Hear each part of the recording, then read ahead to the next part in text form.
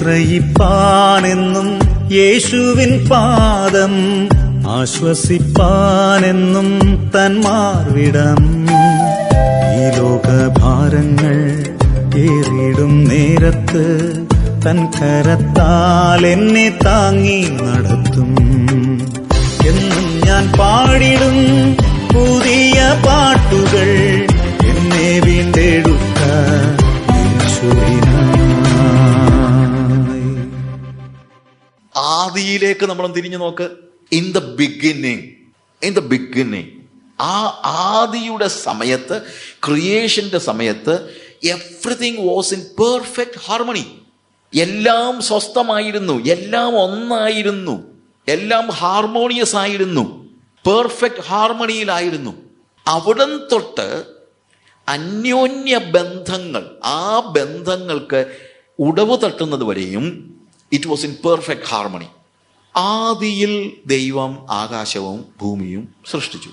ആദ്യ ദൈവം ആകാശം സൃഷ്ടിച്ചു, പിന്നെ ഭൂമി സൃഷ്ടിച്ചു എന്നുള്ളതല്ല. ആദ്യം ദൈവം ആകാശവും ഭൂമിയും സൃഷ്ടിച്ചു. അവിടുത്തെ കാര്യം എന്ന് വെച്ച് കഴിഞ്ഞാൽ പ്രകൃതിയിലെ തന്നെ, യൂണിവേഴ്സിലെ തന്നെ, പ്രകൃതി എന്നല്ല, പ്രപഞ്ചത്തിലെ തന്നെ എല്ലാത്തിനെയും ബന്ധിപ്പിച്ചുകൊണ്ടാണ് ദൈവം തൻ്റെ പണി തുടങ്ങിയത്. അവിടെയാണ് ഞാൻ പറഞ്ഞത്, ഇത് ആ ദൈവത്തിൻ്റെ ആ പദ്ധതിയുടെ ഒരു പ്രത്യേകത റിലേഷനാണ്. Even from the beginning, in the beginning God created heavens and earth. So അവിടെ യൂണിവേഴ്സ് പോലും, പ്രപഞ്ചത്തിന് പോലും അന്യോന്യ ബന്ധമുണ്ട്. ഞാൻ പറഞ്ഞ മനസ്സിലാക്കണം. അവിടെ തൊട്ടാണ് ബന്ധം തുടങ്ങുന്നത്. എഫെസ്യ ലേഖനത്തിൽ ശരിക്കും പറഞ്ഞു കഴിഞ്ഞാൽ ബന്ധങ്ങളാണ്. എഫെസ്യ ലേഖനം എന്നല്ല, ശരിക്കും വേദപുസ്തകം മുഴുവൻ പഠിച്ചാലും ബന്ധങ്ങളാണ്, റിലേഷനാണ്. എവിടെ നോക്കിയാലും റിലേഷനാണ്.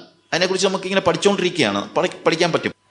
പക്ഷെ ഇവിടെ ഞാൻ പറഞ്ഞത് കാലസമ്പൂർണതയുടെ പുറകിലത്തെ തലത്തിലേക്ക് നമ്മൾ പോകുകയാണെങ്കിൽ, മുന്നിലത്തെ തലത്തിലേക്ക് വരുമ്പോൾ ഇത് എന്താണ് കാലസമ്പൂർണത. പക്ഷെ പുറകിലോട്ട് പോകണേ ഇവിടെ വരുന്നു, ആദിയിൽ റിലേഷൻ ഉണ്ടായിരുന്നു. പ്രകൃതി തമ്മിൽ, അല്ലെങ്കിൽ യൂണിവേഴ്സ്, പ്രപഞ്ചത്തിൽ തന്നെ അന്യോന്യ ബന്ധത്തോടെയാണ് ദൈവം പ്രപഞ്ചത്തെ സൃഷ്ടിച്ചത്. എല്ലാം അന്യോന്യം റിലേറ്റഡ് അല്ലേ? പ്രപഞ്ചത്തിലെ മുഴുവൻ ഗോളങ്ങളും മുഴുവൻ കാര്യങ്ങളും അന്യോന്യം റിലേറ്റഡ് ആണ്. ഏതെങ്കിലും ഒരു ഗ്രഹത്തിൻ്റെ 1/2 മില്ലിമീറ്റർ ഭ്രമണപഥത്തിന് വ്യത്യാസം ഉണ്ടായാൽ ചില വർഷങ്ങൾ കഴിയുമ്പോഴത്തേക്ക് ഈ സാധനം അങ്ങ് മാറും. ഭൂമിയുടെ ചരിവിന് 1 മില്ലിമീറ്ററിൻ്റെ ഡിഫറൻസ് ഉണ്ടായാൽ എന്തായിരിക്കും സ്റ്റേജ്? അപ്പോൾ പ്രപഞ്ചത്തിൻ്റെ മുഴുവൻ കാര്യങ്ങളെയും ദൈവം എന്ത് ചെയ്തിരിക്കുകയാണ്? അന്യോന്യ ബന്ധത്തിൽ സൂക്ഷിച്ചിരിക്കുകയാണ്. അതുകൊണ്ടാണ് ഞാൻ പറഞ്ഞത്, ആദിയിൽ പെർഫെക്റ്റ് ഹാർമണിയിലാണ് ദൈവം പ്രപഞ്ചത്തെ സൃഷ്ടിച്ചത്. പ്രപഞ്ചത്തെ സൃഷ്ടിച്ച ഭൂമി പാഴും ശൂന്യവുമായി തീർന്നു എന്ന് നമ്മൾ പറയുന്നുണ്ട്. ദാറ്റ്സ് ഗുഡ്, അത് ശരിയാണ്, ദാറ്റ്സ് ട്രൂ. എന്നാൽ അങ്ങനെ ആ പ്രപഞ്ചത്തിലൊരു ചെറിയ വിള്ളലുണ്ടായപ്പോൾ ദൈവം എന്ത് ചെയ്തു? ഉൽപ്പത്തി പുസ്തകം 1-ാം അധ്യായം നമ്മൾ വായിക്കുമ്പോഴത്തേക്ക് ദൈവത്തിൻ്റെ ആത്മാവ് വെള്ളത്തിന്മീതെ പരിവർത്തിച്ചു കൊണ്ടിരുന്നു. വെളിച്ചം ഉണ്ടാകട്ടെ എന്ന് ദൈവം കൽപ്പിച്ചു, വെളിച്ചം ഉണ്ടായി. ആഴത്തിന്മീതെ ഇരുള് കടന്നപ്പോഴത്തേക്ക് ദൈവം വെറുതെ ഇടുന്നില്ല. ദൈവം എന്ത് ചെയ്യാണ്? അതിനെ വീണ്ടും പെർഫെക്റ്റ് ചെയ്യാനായിട്ട് എന്ത് ചെയ്യുന്നു? ദൈവം വെളിച്ചത്തെ അയക്കുകയാണ്, ഭൂമിയിലേക്ക് വെളിച്ചത്തെ അയക്കുകയാണ്. അപ്പോൾ ആദിയിൽ ആകാശവും ഭൂമിയും സൃഷ്ടിച്ചു, ഭൂമിയിൽ ദൈവം വെളിച്ചത്തെ സൃഷ്ടിച്ചു. ഓക്കെ, ഭൂമിക്ക് വേണ്ടി സൂര്യനെയും ചന്ദ്രനെയും ഉണ്ടാക്കി. പകൽ വാഴുവാൻ സൂര്യനെയും രാത്രി വാഴുവാൻ ചന്ദ്രനെയും അവൻ സൃഷ്ടിച്ചുണ്ടാക്കി. ഭൂമിക്ക് വേണ്ടി അവൻ സൃഷ്ടിച്ചുണ്ടാക്കി. അപ്പോൾ ആകാശവും ഭൂമിയും, ഭൂമിക്ക് വേണ്ടി നക്ഷത്രങ്ങളെയും എല്ലാം അവൻ സൃഷ്ടിച്ചു. ഭൂമിയിൽ അവൻ സസ്യങ്ങളെ മുളപ്പിച്ചു, അവൻ മൃഗങ്ങളെ സൃഷ്ടിച്ചു. ഏറ്റവും ഒടുവിൽ ദൈവസ്വരൂപത്തിൽ അവൻ മനുഷ്യനെ സൃഷ്ടിച്ചു.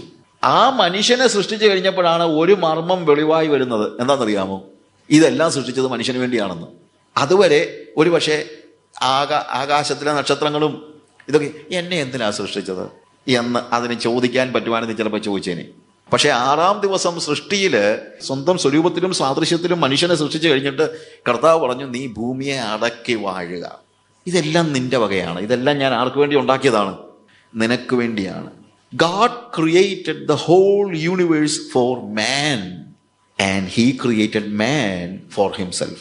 ഇതാണ് ഈ അന്യോന്യ ബന്ധം എന്ന് പറയുന്നത്. ദൈവം ഭൂമിയെയും പ്രപഞ്ചത്തെയും സൃഷ്ടിച്ചത് മനുഷ്യന് വേണ്ടിയാണ്, പക്ഷെ മനുഷ്യനെ അവൻ സൃഷ്ടിച്ചത് ദൈവത്തിന് വേണ്ടിയാണ്.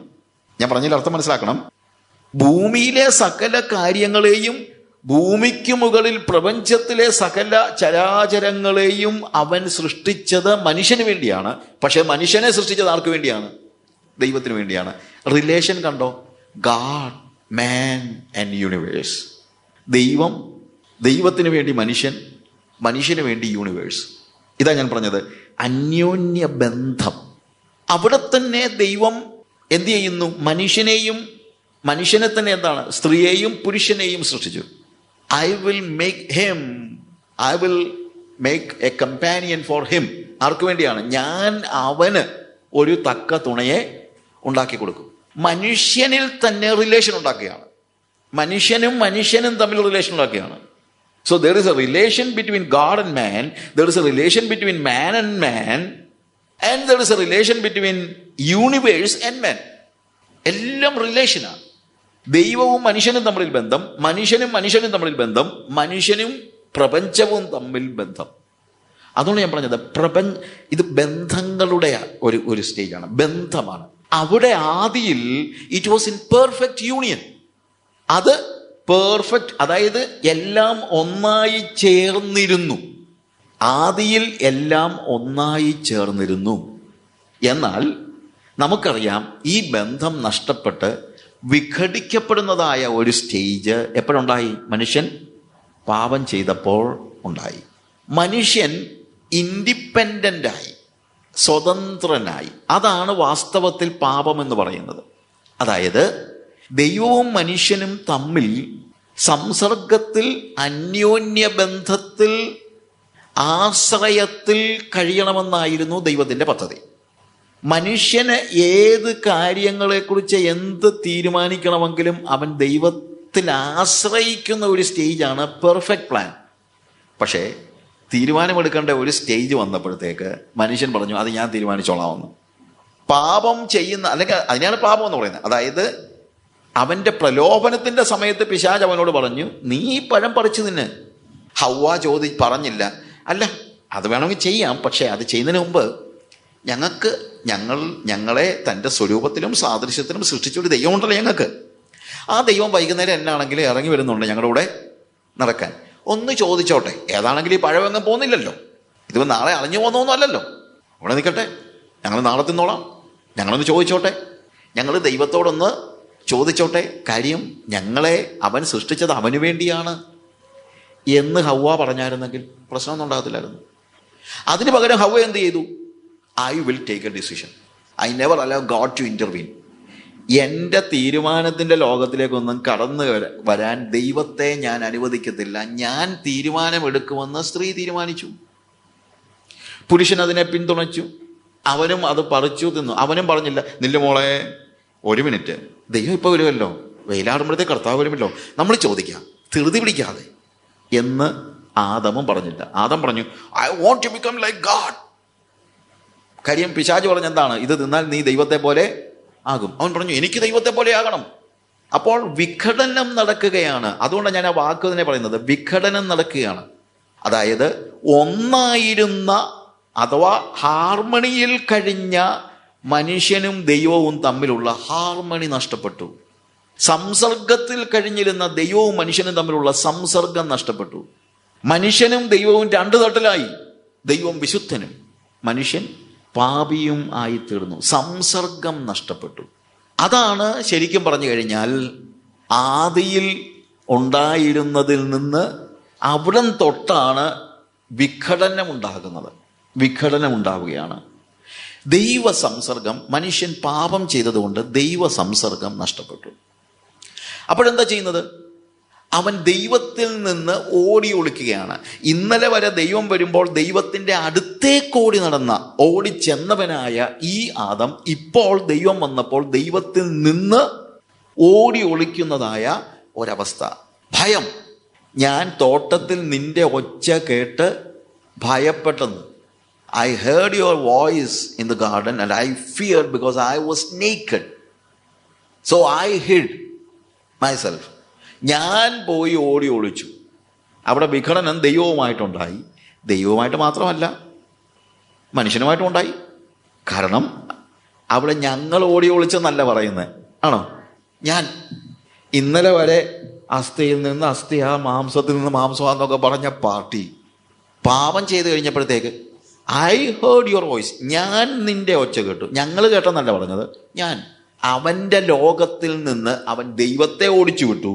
അവൻ്റെ ലോകത്തിൽ നിന്ന് അവൻ്റെ ഭാര്യയെ പോലും ഓടിച്ചു വിട്ടു. അവൻ ഒറ്റയ്ക്കായി. ഇതാണ് റിലേഷൻഷിപ്പിൽ പറ്റിയ ഏറ്റവും വലിയ പാളിച്ച.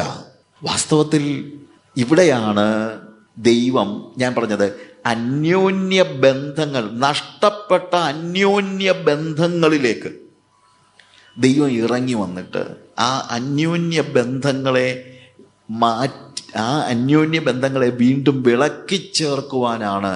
അതാണ് ദൈവത്തിൻ്റെ പദ്ധതി. അതുകൊണ്ട് ആദിയിൽ എന്തായിരുന്നു?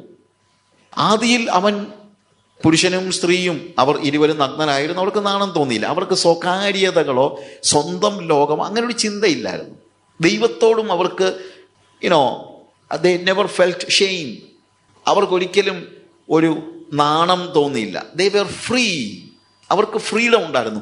ദൈവത്തോട് ഫ്രീഡം ഉണ്ടായിരുന്നു, ഭാര്യയോട് ഫ്രീഡം ഉണ്ടായിരുന്നു, മൃഗങ്ങളോട് ഫ്രീഡം ഉണ്ടായിരുന്നു, പ്രകൃതിയോട് ഫ്രീഡം ഉണ്ടായിരുന്നു, പ്രപഞ്ചത്തോട് ഫ്രീഡം ഉണ്ടായിരുന്നു. എല്ലാമായിട്ടും ഹാർമണി ഉണ്ടായിരുന്നു. ആദിയിലെല്ലാം ഒന്നായിരുന്നു. എന്നാൽ പാപം എല്ലാത്തിനെയും വിഘടിപ്പിച്ചു. ആ വിഘടിപ്പിച്ച, അതാണ് അവൻ്റെ സ്വകാര്യതകളിലേക്ക്. ഇപ്പം മനുഷ്യനിൽ നിന്ന് ഓടിപ്പോകണം. ദൈവവും മനുഷ്യനും രണ്ട് തട്ടിലാണെന്ന് പറയുന്നത് പോലെ ഇപ്പോൾ ആദമും ഹവ്വയും എവിടെയാണ്? രണ്ട് തട്ടില. ഞാൻ നിന്നോട് കൽപ്പിച്ച, തിന്നരുതെന്ന് കൽപ്പിച്ച വൃക്ഷത്തിൻ്റെ ഫലം നീ പറിച്ചു തിന്നോന്ന് ചോദിച്ചപ്പോൾ, അയ്യോ കർത്താവേ, ഞാൻ തിന്നുപോയി എന്നല്ല അവൻ പറയുന്നത്. ദാറ്റ്സ് നോട്ട് മൈ മിസ്റ്റേക്ക്, എൻ്റെ കുഴപ്പമല്ല. നീ എനിക്ക് കൂട്ടായിരിക്കാൻ തന്ന സ്ത്രീ തന്നു, ഞാൻ ഭക്ഷിച്ചു. It's not my fault. ഇവിടെ കുഴപ്പമാണ്, അല്ലെങ്കിൽ നിന്റെ കുഴപ്പമാണ്. It's not my fault. അന്യോന്യം കുറ്റം പറയാൻ തുടങ്ങി. ഞാൻ പറഞ്ഞല്ലോ, അസ്ഥിയിൽ നിന്ന് അസ്ഥിയും മാംസത്തിൽ നിന്ന് മാംസമൊക്കെ ആണെങ്കിൽ അന്യോന്യം കുറ്റം പറയാൻ പറ്റില്ല. അന്യോന്യം കുറ്റം പറഞ്ഞാൽ അതിൻ്റെ അർത്ഥം ഞങ്ങൾ രണ്ടും രണ്ടാണെന്നാണ്. അതിപ്പോഴാണെങ്കിലും ഓർത്തോണം, അന്യോന്യം കുറ്റം പറഞ്ഞാൽ അതിൻ്റെ അർത്ഥം എന്നാണെന്നറിയാമോ? ഞങ്ങൾ രണ്ടും രണ്ടാണെന്നാണ്. അത് കുടുംബജീവിതത്തിൽ എല്ലാവരും ഓർത്തോണം. അതുകൊണ്ട് കുറ്റം പറയുന്ന പരിപാടി അങ്ങ് നിർത്തണം. അന്യോന്യം കുറ്റം പറയുന്ന പരിപാടി നിർത്തണം. കാര്യം ദൈവം നിങ്ങളെ യോജിപ്പിച്ചുവെങ്കിൽ നിങ്ങൾ ഒന്നാണെന്ന് നിങ്ങൾ മനസ്സിലാക്കണം. നിങ്ങൾ ഒന്നാ. അതാണ് ദൈവികത. അല്ലെങ്കിൽ വീണ്ടും പാപത്തിൻ്റെ അവസ്ഥയിലേക്ക് നമ്മൾ മാറിപ്പോവുകയാണ്. പാപത്തിൻ്റെ അവസ്ഥയിലേക്ക് മാറിപ്പോവുകയാണ്. അതുകൊണ്ട് ആദമും ഹവ്വയും രണ്ട് തട്ടിലായി. അന്യോന്യം പഴിചാരാൻ തുടങ്ങി. കയീൻ്റെയും ഹാബേലിൻ്റെയും ചരിത്രം എടുക്ക്. അവിടെയും രണ്ടുപേരും രണ്ട് തട്ടിലാണ്. സഹോദരൻ സഹോദരനെ കൊന്നു. വിഘടിക്കപ്പെടുകയാണ്. അതായത് കയീൻ പറയാണ്, എൻ്റെ ലോകത്തിൽ എൻ്റെ സഹോദരനില്ല, ഞാൻ ഒറ്റയാണ്, എനിക്ക് എൻ്റെ സഹോദരൻ വേണ്ട. അതാണ് കൊലപാതകം. അതിപ്പം കത്തി കൊണ്ട് കുത്തിക്കൊന്നില്ലെങ്കിലും എൻ്റെ മനസ്സിൽ നിന്ന് എൻ്റെ സഹോദരനെ ഇറക്കി വിട്ട് കഴിഞ്ഞാൽ ഞാൻ കൊലപാതകനാണ്. എൻ്റെ സഹോദരിയെ, എൻ്റെ മനസ്സിൽ നിന്ന് എൻ്റെ സഹോദരിയെ ഇറക്കി വിട്ടാൽ, വയലിൽ കൊണ്ടുപോയി കുത്തിക്കൊന്നില്ലെങ്കിലും മനസ്സിൽ നിന്ന് ഇറക്കി വിട്ടാൽ മതി. എന്താണ്? ഞാൻ കൊലപാതകനാണ്. അങ്ങനെ കൊല ചെയ്ത കയീനെ കുറിച്ച് അവൻ തന്നെ പറയാണ്, ഞാൻ ഇനി അഴന്നുഴലുന്നവനാകും. He's a wanderer. ആരുമില്ലാത്തവൻ. നിന്റെ സഹോദരനെ കൊന്നു കഴിഞ്ഞാൽ നീ ആരുമില്ലാത്തവനാവുകയാണ്. ഇതറിയില്ല മനുഷ്യന് വല്ലോ ആകണമെങ്കിൽ അവൻ്റെ സഹോദരൻ വേണം. മനുഷ്യൻ എന്തെങ്കിലും ഒന്ന് ആകണമെങ്കിൽ അവൻ്റെ സഹോദരൻ വേണം. പക്ഷെ ഇവിടെ എന്താ പറയുന്നത്? അവനെ ഇറക്കി വിട്ടിരിക്കുകയാണ്. പ്രിയമുള്ളവരെ, ബന്ധങ്ങളുടെ നഷ്ടം നോക്കുക. ആദിയിലെല്ലാം ഒന്നായിരുന്നു, പക്ഷേ ഇപ്പോഴെന്താ? എല്ലാം വിഘടിക്കപ്പെട്ടു. എല്ലാം. ഇനി വിഘടനം പ്രകൃതിയും മനുഷ്യനും തമ്മിലും ഉണ്ടാവുകയാണ്. കർത്താവ് കയീനോട് നിലത്തിലെ അധ്വാനം കൊണ്ട് നീ ഫലം കഴിക്കും എന്ന് ആദമിനോട് പറഞ്ഞെങ്കിൽ, ഉൽപ്പത്തി പുസ്തകം 4-ാം അധ്യായം 12-ാം വാക്യത്തിൽ വരുമ്പോൾ കയീനോട് പറയാണ്, ഇനി നീ അധ്വാനിച്ചാലും ഭൂമി അതിൻ്റെ വീര്യം നിനക്ക് തരികയില്ല. നോക്ക്, വിഘടനം പ്രകൃതിയും തമ്മിൽ പോലും, പ്രകൃതിയും മനുഷ്യനും തമ്മിൽ പോലുമായി. പ്രകൃതിയും മനുഷ്യനും തമ്മിൽ വിഘടനമായി.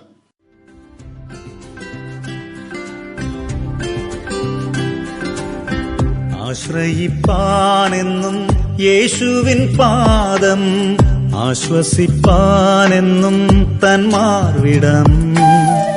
ഈ ലോകഭാരങ്ങൾ ഏറിടും നേരത്ത് തൻ കരത്താൽ എന്നെ താങ്ങി നടത്തും. ഈ ലോകഭാരങ്ങൾ ഏറിടും നേരത്ത് തൻ കരത്താൽ എന്നെ താങ്ങി നടത്തും.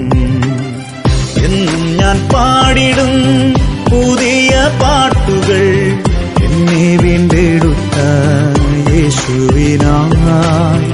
എന്നും ഞാൻ പാടിടും പുതിയ പാട്ടുകൾ, എന്നെ വീണ്ടെടുത്ത യേശുവിനായി.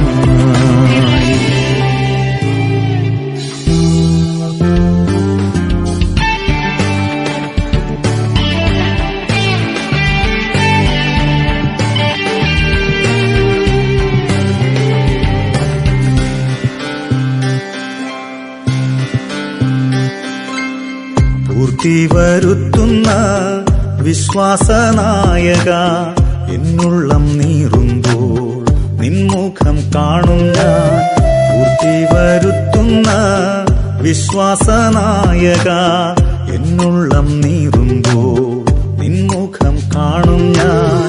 നീ പോയ വഴികൾ ഞാൻ ഓർത്തു നോക്കുമ്പോൾ എന്നുടെ കഷ്ടങ്ങൾ സാരമല്ലാതാം. നീ പോയ വഴികൾ ഞാൻ ഓർത്തു നോക്കുമ്പോൾ എന്നുടെ കഷ്ടങ്ങൾ സാരമല്ലാതാം. എന്നും ഞാൻ പാടിടും പുതിയ പാട്ടുകൾ, എന്നെ വീണ്ടെടുത്ത യേശുവിനായി.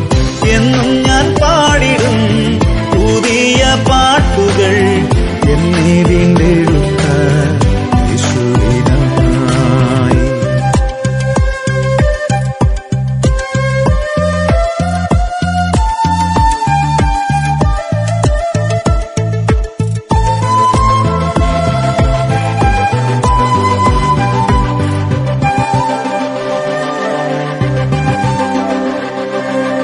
നാൾതോറും എന്നെ പോറ്റിപ്പുലർത്തുന്നോ, ആവശ്യ നേരത്ത് കൂടെയിരിക്കുന്നോ. നാൾതോറും എന്നെ പോറ്റിപ്പുലർത്തുന്നോ, ആവശ്യ നേരത്ത് കൂടെയിരിക്കുന്നോ. കൂട്ടുകാരിൽ പരമായി ആനന്ദ തൈലത്താൽ എന്നെ അഭിഷേകം ചെയ്യും നാഥനേ. കൂട്ടുകാരിൽ പരമായി ആനന്ദ തൈലത്താൽ എന്നെ അഭിഷേകം ചെയ്യും നാഥനേ. എന്നും ഞാൻ പാടിടും പുതിയ പാട്ടുകൾ, എന്നെ വീണ്ടെടുത്ത യേശുവിനായി.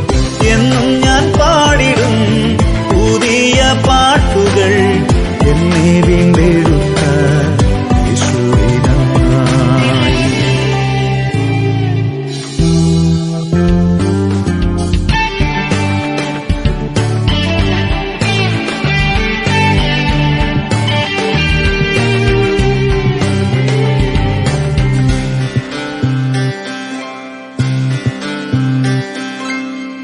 ഈ ദൈവമെന്നും എന്നേക്കും നല്ലവൻ, തൻ വഴികളെല്ലാം എത്രയോ അത്ഭുതം. ഈ ദൈവമെന്നും എന്നേക്കും നല്ലവൻ, തൻ വഴികളെല്ലാം എത്രയോ അത്ഭുതം. യുഗാന്ത്യത്തോളം കൂടെയിരിക്കുന്നു, തോളിലേറ്റിയവൻ വീട്ടിലെത്തിക്കും. ലോകാന്ത്യത്തോളം കൂടെയിരിക്കുന്നു, തോളിലേറ്റിയവൻ വീട്ടിലെത്തിക്കും. എന്നും ഞാൻ പാടിടും പുതിയ പാട്ടുകൾ, എന്നെ വീണ്ടെടുത്ത യേശുവിനായി. എന്നും ഞാൻ പാടിടും പുതിയ പാട്ടുകൾ, എന്നെ വീണ്ടെടുത്ത